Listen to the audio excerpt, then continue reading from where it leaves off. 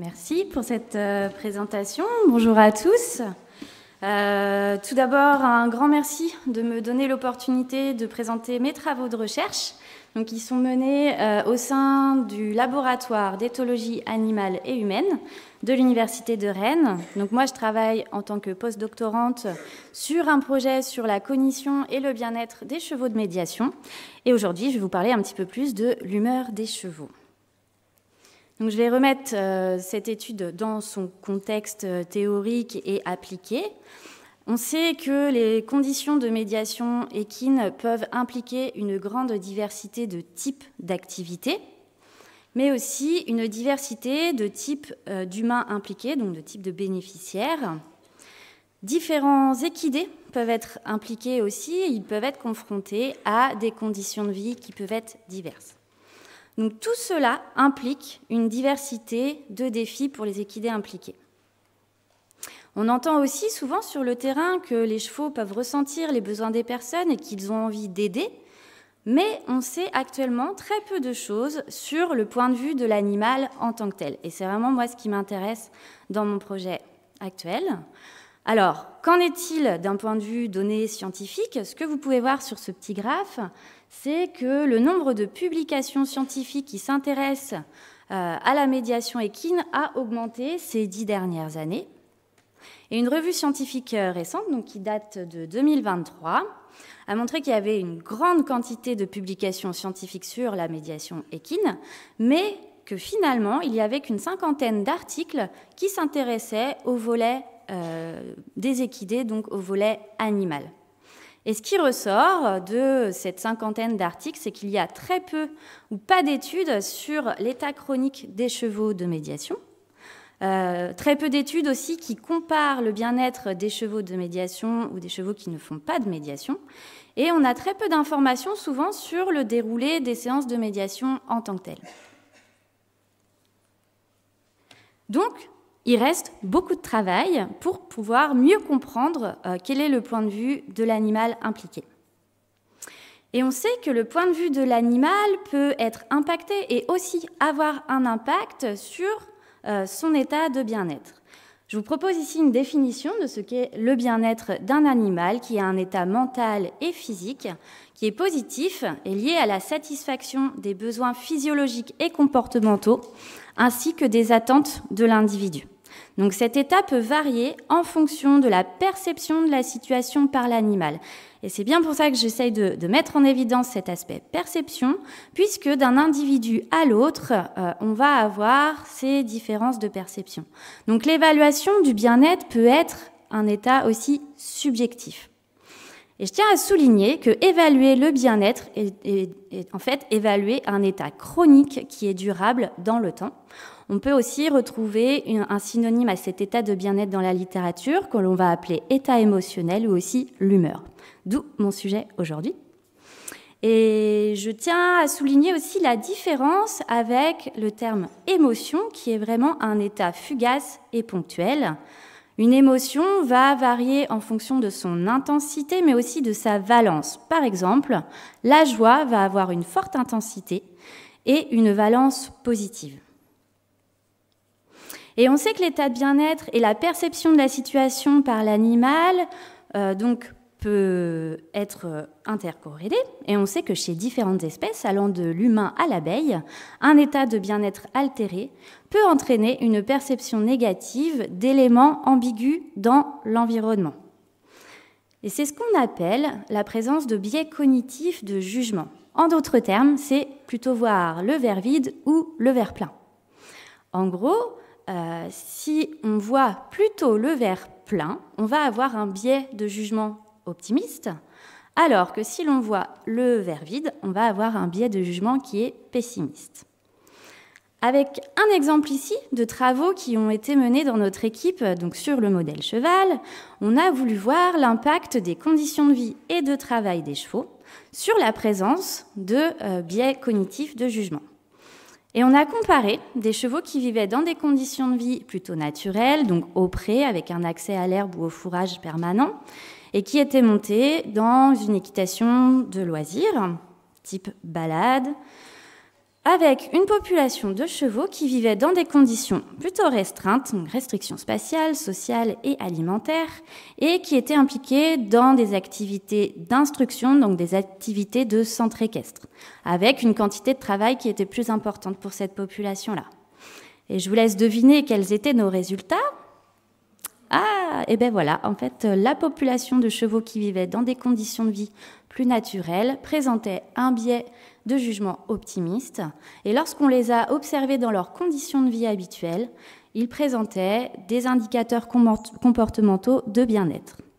À l'inverse, les chevaux qui vivaient dans des conditions de vie restreintes avec une quantité de travail plus importante présentaient un biais de jugement pessimiste, et ils exprimaient aussi des indicateurs comportementaux avérés de mal-être.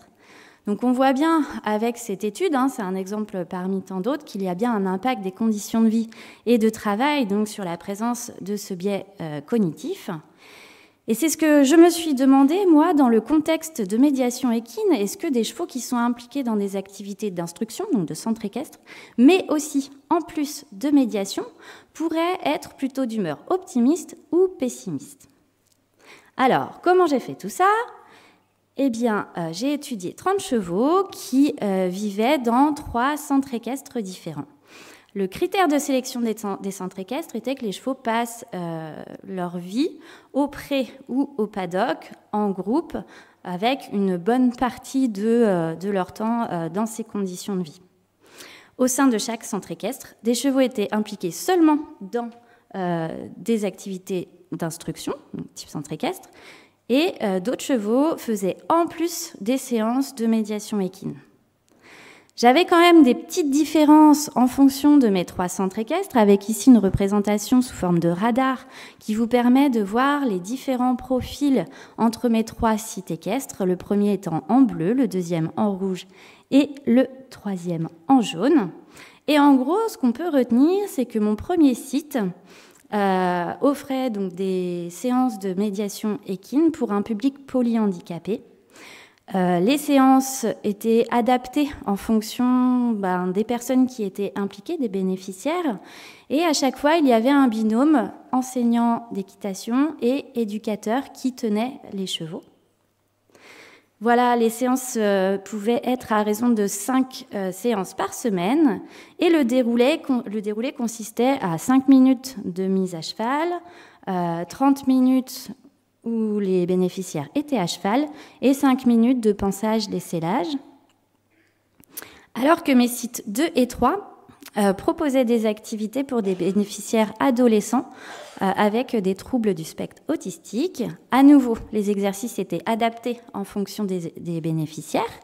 Et là, on avait parfois un triptyque enseignant, éducateur et aussi autres adolescents qui pouvaient tenir le cheval. Et les séances, c'était à raison d'une fois par semaine, où il y avait 30 minutes de pansage-sellage, 1 heure à cheval, et ensuite 15 minutes de pansage et de dessellage.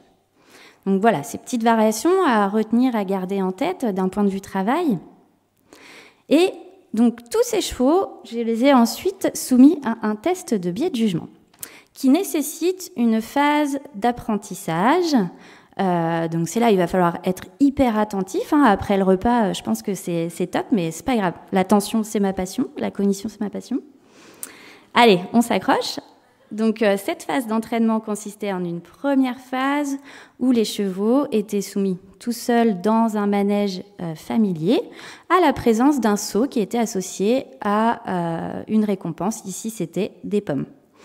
Ce seau pouvait être placé soit à gauche, soit à droite du manège. C'était randomisé, en gros, sur toute ma population. J'avais la moitié qui avait les seaux positifs à gauche et ensuite le seau négatif à droite, puisque c'est la deuxième étape de cet entraînement, de cette phase d'apprentissage. En gros, là, je présentais à nouveau un seau tout seul qui était associé à quelque chose qui était négatif, donc des pommes avec du vinaigre. Certains ont tenté, certains chevaux y sont quand même allés, mais n'y retournent pas la deuxième fois. Et chaque cheval était entraîné 1 fois par jour à raison de 5 essais de 3 minutes chacun. Et à chaque fois, j'alternais la position donc, du seau positif, par exemple, à gauche, après le saut négatif à droite, et je terminais toujours par un saut positif pour maintenir aussi la motivation des chevaux pour cet apprentissage. J'ai mesuré le fait que le cheval s'approche ou non du saut, go ou no go, et le temps mis, donc on appelle ça la latence d'approche pour le saut. Et ensuite, j'ai regardé quand mes chevaux atteignaient mon critère d'apprentissage qui était de s'approcher des 3 sauts positifs en moins de 20 secondes et de ne pas approcher les sauts négatifs en moins de 30 secondes. Ça, c'était vraiment mon critère pour déterminer s'ils avaient bien compris cette tâche. Et voilà un petit peu comment ça se passe avec la position du saut positif. Donc vous allez voir ici une jument qui est placée sur la ligne de départ. Oui ou pas. Bon, si ça vient, super. Elle est placée sur la ligne de départ, elle est laissée libre de ses mouvements et elle se dirige vers le saut là qui était en position positive. Et là, moi, je peux mesurer donc, le temps qu'elle a mis à approcher le saut, à mettre le nez dans le saut. Et ensuite, vous avez un exemple de la position négative. Pareil, la jument est placée sur la ligne de départ et comme vous pouvez le voir, elle reste sur la ligne de départ et elle ne va pas vers le saut négatif. Si vous regardez bien jusqu'à la fin, il va y avoir un petit comportement, je vous ferai une interrogation à la fin. Ah, on n'a pas vu, c'est pas grave. Donc voilà, ça peut éclaircir un petit peu comment ça se passe sur le terrain quand on fait ces tests expérimentaux-là. Et ce qu'on peut voir à l'issue de l'entraînement, donc de cette première phase d'apprentissage, c'est déjà que les chevaux apprennent très très vite cette tâche. Ils sont très bons d'un point de vue apprentissage spatial et ça allait de 3 à 7 jours pour vraiment atteindre ce critère d'apprentissage.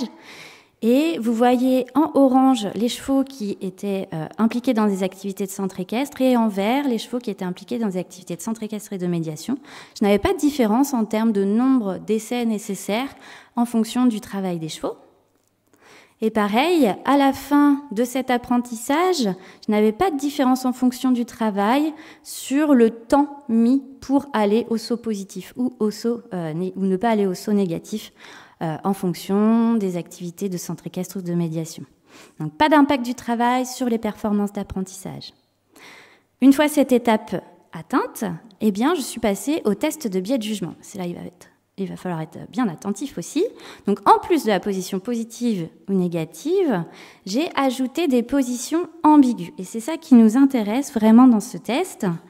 La position ambiguë proche du positif, où les chevaux vont potentiellement anticiper une situation qui sera positive, la position au milieu et la position proche d'un saut négatif, où là, ils vont pouvoir potentiellement anticiper une situation négative. Mais quand ils vont se poser la question « j'y vais pas », c'est ça qui nous intéresse en tant que tel. Donc là, ils ont été soumis à une session de test où ces différentes positions étaient alternées à chaque fois avec un seul saut à chaque essai. Et j'ai pu mesurer donc la proportion de chevaux qui s'est dirigée ou non vers le saut et à nouveau la latence d'approche que j'ai contrôlée par rapport à la taille et à la vitesse de déplacement de chaque cheval. Il y a un petit calcul, je vous épargne les détails. Et voici les résultats pour ce test de biais de jugement. Donc, à nouveau, vous avez les chevaux de centre équestre en orange, les chevaux qui faisaient de la médiation en vert. Et là, vous avez la proportion de chevaux qui s'est déplacée vers le saut en fonction de la position du saut. Et ce qu'on peut voir, c'est que plus la position du saut est vers la position négative, moins on a de chevaux qui y vont. Je vous invite à noter qu'on avait quand même 75% des chevaux qui sont allés à cette position du saut ambigu, plutôt optimiste du coup. Et si on regarde le temps mis, donc la latence pour se diriger vers le saut, à nouveau, ils mettent plus de temps pour aller vers les positions qui sont associées au saut négatif. Et je n'ai pas trouvé de différence en fonction du travail du cheval. Par contre, sur ma population globale, on avait quand même moins de chevaux qui allaient à la position proche du négatif, et ils mettaient plus de temps à aller à cette position proche du négatif. Donc, j'espère que je ne vous ai pas trop perdu, mais en gros, ce qu'on peut retenir, c'est qu'il n'y a pas d'impact du travail et qu'il y a une anticipation qui est quand même plus négative de la position ambiguë proche du négatif. Donc pour répondre à ma question de recherche, est-ce qu'il y a un impact des activités de médiation sur l'humeur plutôt optimiste ou pessimiste des chevaux? Eh bien, non, je n'ai pas de différence en fonction du travail. On a 75% des chevaux qui sont quand même allés dans la position proche du négatif, mais ils mettaient plus de temps à y aller à cette position, donc on a un biais quand même qui peut être pessimiste. Et ça, quelle que soit l'activité du cheval. Donc, ce qui peut poser question d'un point de vue appliqué par rapport à ces résultats, c'est peut-être qu'il y a des contraintes physiques, posturales et comportementales qui peuvent être communes en fait aux différentes activités de travail. Et ça peut poser question sur l'utilisation de certains équipements, par exemple poser question sur l'utilisation du mors, poser question sur certaines actions du cavalier, mais aussi sur, par exemple, la quantité de travail et poser question sur l'utilisation du renforcement positif pour compenser cette quantité de travail. Ce sont des questions ouvertes, bien évidemment. Et ce que je voudrais aussi vous dire, c'est que cette population de 30 chevaux avait quand même un biais pessimiste qui était moindre par rapport à l'étude qu'on avait faite il y a quelques années, dont je vous ai parlé en introduction. Donc on a potentiellement un impact des conditions de vie et du travail qui peuvent être assez respectueuses de leur état de bien-être. Donc j'ai voulu aller voir un petit peu plus loin ce qui se tramait en fonction des sites équestres. Donc vous avez ici le centre équestre numéro 1 en bleu, le 2 en rouge et le 3 en jaune. Et je n'ai pas trouvé de différence d'un point de vue réponse d'approche en fonction de la localisation des sauts, en fonction des centres équestres. Par contre, d'un point de vue temps mis pour approcher les différentes localisations des sauts, comme vous pouvez le voir, c'est les chevaux du site numéro 2 qui mettaient beaucoup plus de temps par rapport à la position positive. Donc on a une perception qui est négative de cette position ambiguë dans le site 2 finalement, alors que ce n'est pas le cas dans le site 1 et le site 3. Alors pourquoi ?